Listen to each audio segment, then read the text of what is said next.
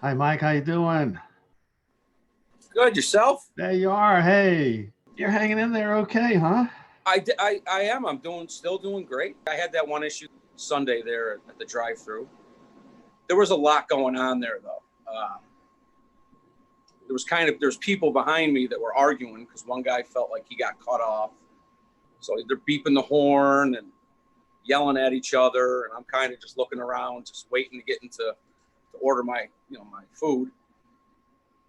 What's weird is like I learned something though about that event.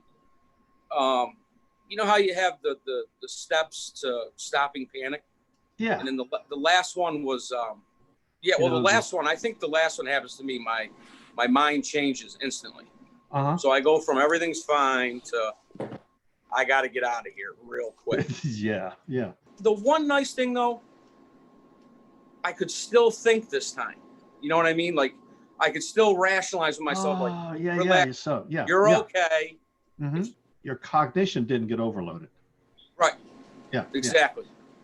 Like I could Yeah. still think and talk to myself and go, and I was like, good, I'm happy. I'm happy with that. You're bringing to mind something that I've got a respirator. You probably use a respirator, right? Yep, And yep, yep, it fits exactly on my face like the oxygen mask I used when I was flying fighters in the Air Force. yep. Okay. You get so overloaded so many times that you finally just get used to being overloaded all the time. Right, I can imagine. And when you get overloaded, you get kind of dissociated. Things get unreal. So strangely, you get used to flying the fighter feeling like you're disconnected from reality. Yep. And so all I've got to do is just put on my respirator and I feel unreal. Oh, yeah, I see what you're saying. It brings you right back to that Yeah. feeling. Yeah, Yeah. Yeah. It's that's weird. interesting. I have a question for Mike. I don't know if he's still there. Um, okay, he is. Hi. Hi. so so I was watching your video and I know that you were talking about the panic attacks and stuff, but have you flown No, after? no, I've never been on a plane my entire life. Wow, Um, okay. I initially thought if Captain Tom can help people sit on an airplane, then Uh, I should be able to sit in a car. That's where I get panic attacks. I'm on I'm just going on the highway scares me. If I'm in a car all by myself or with the back seat with two other people, I start panicking. Well, I used to. I mean, I haven't since. But so my theory was, well, if people are sitting on a plane for 4 or 5 hours without panic, then this has got to be able to work for me in a car or an elevator or even a crowded room. We have these tiny little offices, and they bring in 5 or 6 of us at a time to talk to us. And if I was all the way in the back of the office, away from the door, and all these people were in front of me, I would just sit there and just count the seconds until they let us out of that room. I didn't even hear what my boss was saying. I would just get me out of here. I hear you. And yeah, the crazy thing is I've never been on a plane. I've never had the need to go on a plane. Have you gotten motivated to get on a plane and see how it feels?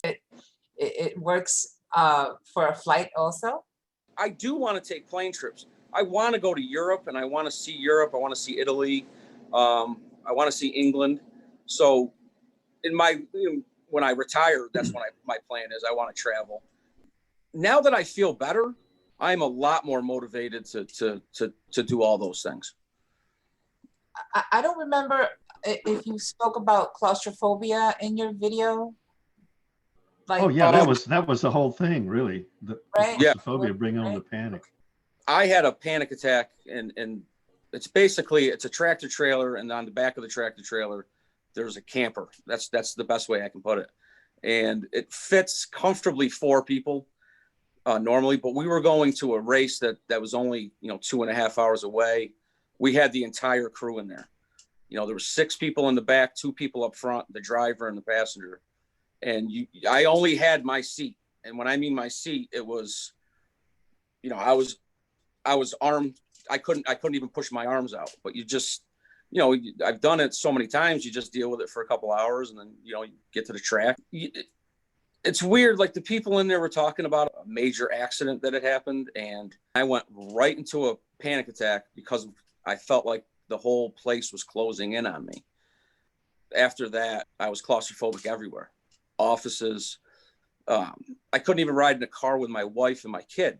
I started this a month ago and I did the program. And then I had to take a trip with my wife and my kid down to Springfield, which is an hour and 5-minute ride. And I went and I had no issues from here to there. It was actually a very comfortable ride. And we were in the middle of a rainstorm. So it was really foggy. So I couldn't really see far. I couldn't see outside the car.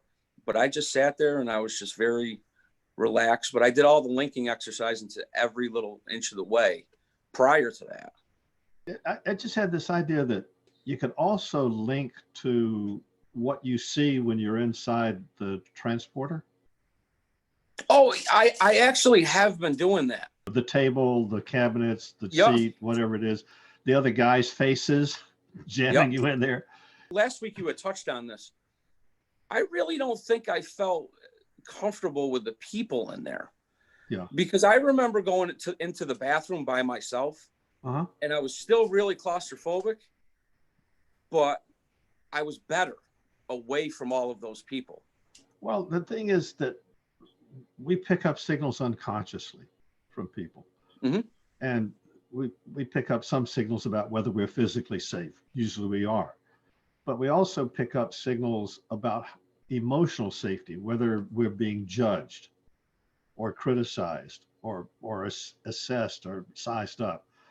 And guys are kind of competitive about that. And we kind of like to put each other down.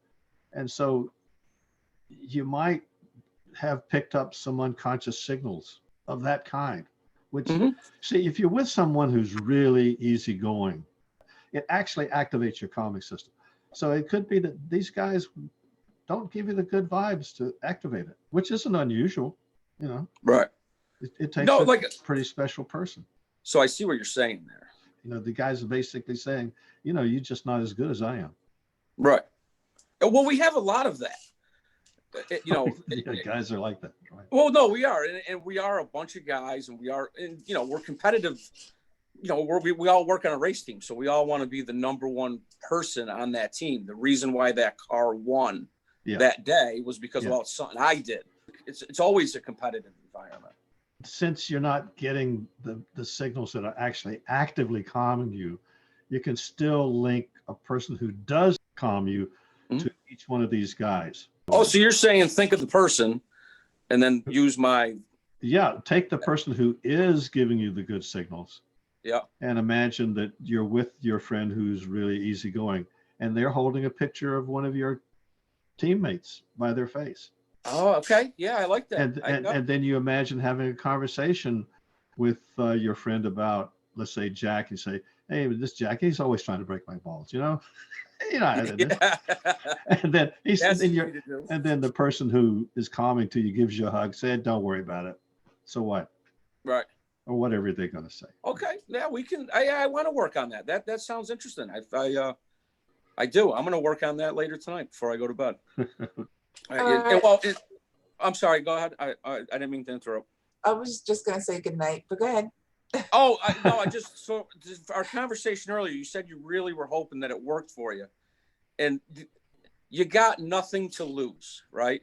So set some time aside for yourself and try this, and you're going to be really surprised at the end of it.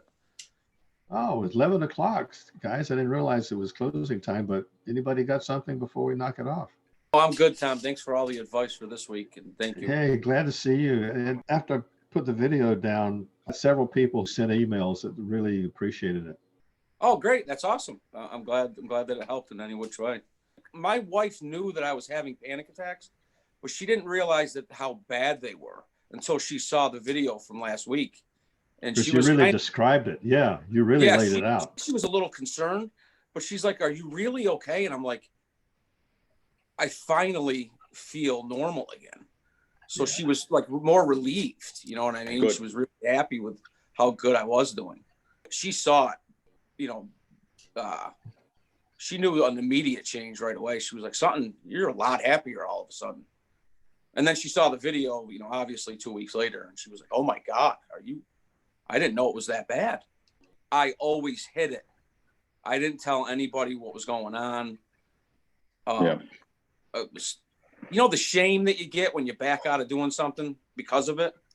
I almost think that shame is the same or worse than a panic attack. I hated that. I hate that feeling. But again, Tom, thank you I think this is great. This is awesome what you do. It's really great to be able to have something that works so well. It's really a pleasure.